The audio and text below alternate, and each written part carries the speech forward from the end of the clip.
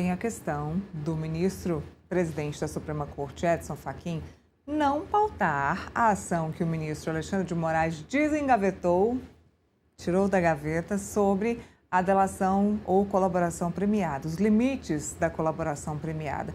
Incrivelmente, um assunto que surgiu da gaveta neste momento tão importante, quando o Supremo Tribunal Federal e a Polícia Federal e o Congresso Nacional vêm investigando assuntos de extrema relevância que dizem respeito ao furto, ao roubo de dinheiro público em diversos braços, em diversas instâncias. E aí a gente vem falando da farra do INSS, lá na CPMI do INSS, que vem sendo investigada pelo Congresso, vinha sendo investigada pelo Congresso, pelo Supremo Tribunal Federal, pela Polícia Federal. A gente vem também falando sobre Banco Master, que iria ser investigada pelo Congresso Nacional e foi vetada pelo presidente do Congresso Nacional, Davi Alcolumbre, também vem sendo investigada pelo Supremo Tribunal Federal. Várias frentes de roubo de dinheiro público, de furto de dinheiro público, que podem ser tratadas e podem ser desmanteladas por delação premiada e que correm o risco de perder aí o seu objeto por conta de uma ação que o ministro Alexandre de Moraes resolveu desengavetar. Nessa altura do campeonato, ele não poderia ter feito isso antes, porque um Instituto de Delação Premiada, ele existe, como eu já venho dizendo aqui, há tempos, desde a época do governo Dilma Rousseff.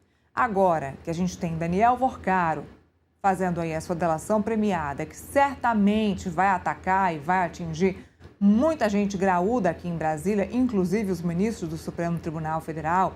A gente tem Maurício Camisotti, empresário aí da área da saúde, envolvido até a cabeça, até a ponta do pé na história da farra do INSS, que vai fazer a sua colaboração premiada.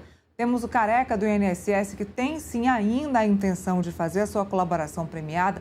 Não sabemos se ele vai conseguir, porque o Camisotti já passou na frente, o assunto é o mesmo, mas tem sim essa intenção de fazer a colaboração premiada. E temos a Fabiano Zettel, que é o cunhado de Daniel Vorcaro.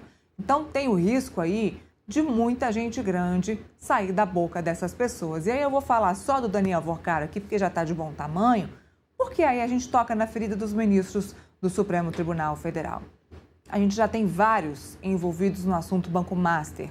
E é claro que eu poderia aqui estar falando de Congresso, de qualquer outro instituto ou autarquia, ou até mesmo do Banco Central, que também está envolvido no caso do Banco Master, mas eu vou me ater ao Supremo Tribunal Federal, porque é dele que nós estamos falando, já que o ministro Alexandre de Moraes resolveu desengavetar uma ação que limita a delação premiada. Mas o ministro Alexandre de Moraes está cada vez mais envolvido no caso do Banco Master.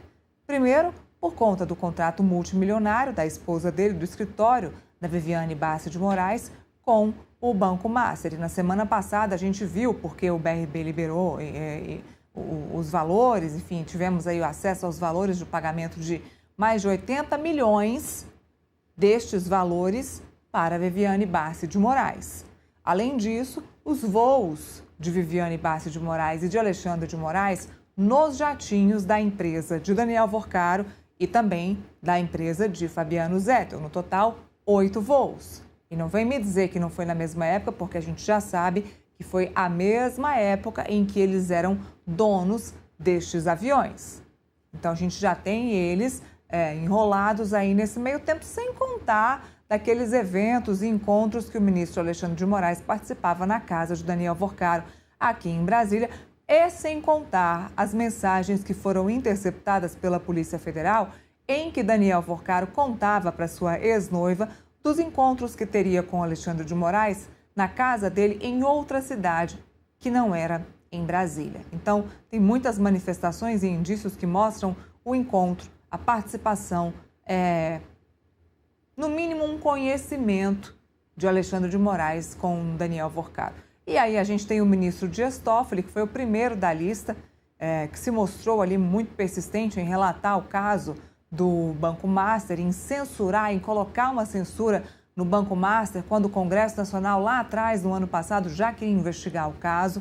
E vimos a participação do Resort Tayayá, que era da família, uma parte era da família do ministro Dias Toffoli, que vendeu uma parte para um grupo que era ligado ao Banco Master. E aí a gente viu o ministro Nunes Marques participando, viajando em jatinhos ligados aí a Daniel Worcaro. E além disso, o filho dele, o escritório do filho do Nunes Marques, recebendo dinheiro também de fundos ligados aí ao Banco Master. Então, daqui a pouco não vai ter mais ministro para poder votar caso o Banco Master dentro do Supremo Tribunal Federal, se todos esses que eu estou dizendo aí se declararem impedidos. Por fim, eu vou me lembrar aqui da entrevista do presidente Lula na semana passada, que disse que o companheiro Alexandre de Moraes deveria se declarar impedido de tratar do caso Master para não manchar a sua biografia, que pelo visto é só sobre isso que o presidente Lula está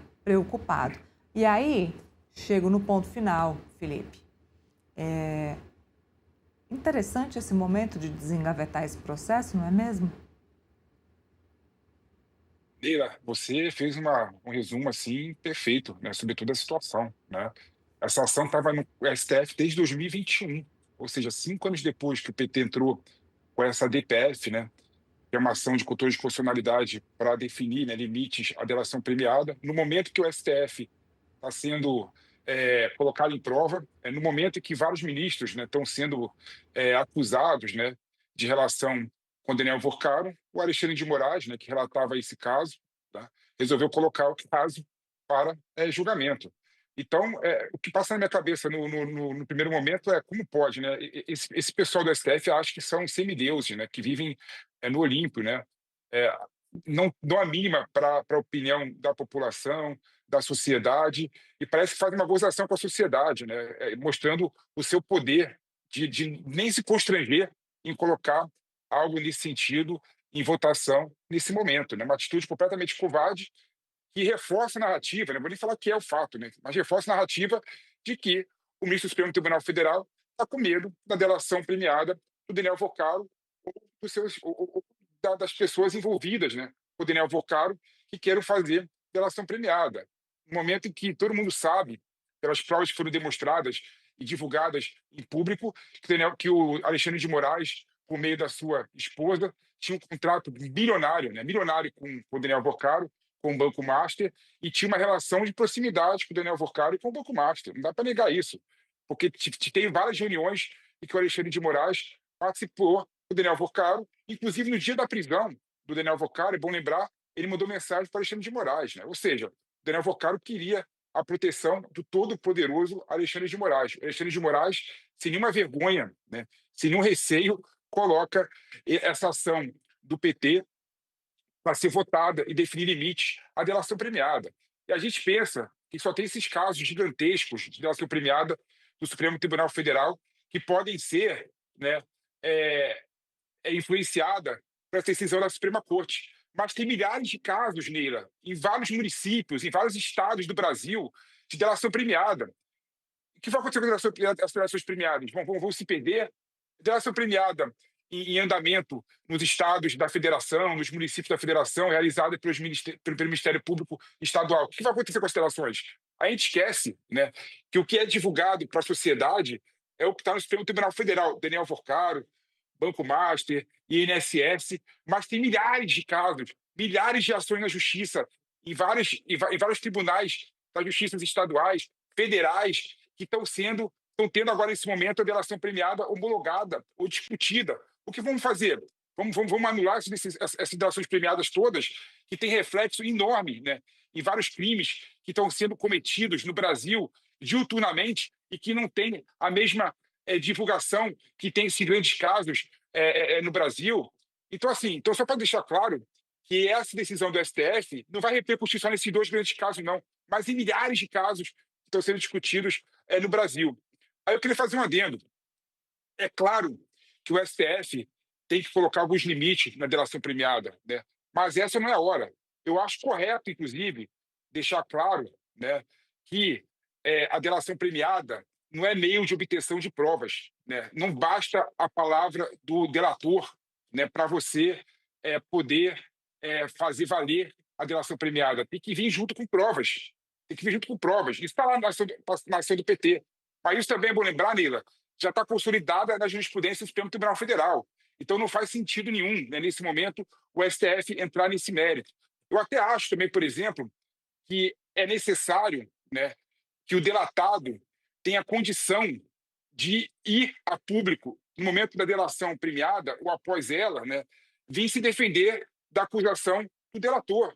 Isso eu não acho que é normal, eu não acho que é ilícito, eu acho que são sistemas que podem aprimorar a delação premiada. Agora, por exemplo, né, a ação do PT fala claramente que não dá para a justiça aceitar delação premiada de réu preso ou de investigado preso, né?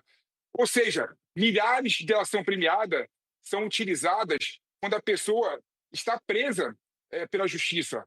Por quê? Porque a prisão preliminar, né, a prisão cautelar, né, é um dos instrumentos de produção de prova. E é nesse momento que o investigado pode vir a público, né, pode vir para a Polícia Federal, ou pode vir para o Ministério Público Federal ou estadual, se for o caso, né, negociar a delação premiada. E é um instrumento importante a prisão preventiva, a prisão cautelar. E pela ação do PT, por exemplo, caso o STF aceite esse ponto, né, de proibir delação premiada de réu preso, sob o argumento que não existe a voluntariedade nesse momento, né, porque o cara está preso e não tem outra alternativa, que é mentira, é um falso argumento esse, né, você faz com que caiam todas as ações de delação premiada no Brasil. Né? O Careca do INSS está preso, né? O Daniel Vocaro está preso, várias outras pessoas só tomam a conduta de prestar delação premiada quando estão presos. Ou seja, se o STF decidir esse único ponto como favorável, vai acabar a delação premiada, vai acabar o instituto de delação premiada. Então, apesar de entender alguns pontos como necessários para aprimorar o instituto da delação premiada, tem outros que são retrocesso. E esse momento casuístico do STF em tentar decidir e limitar a delação premiada em um momento em que o Vocaro irá fazer, está negociando a delação premiada, é, no meu modo de ver, uma atitude abusiva, ilegal e não legítima do STF e do Alexandre de Moraes. Neila.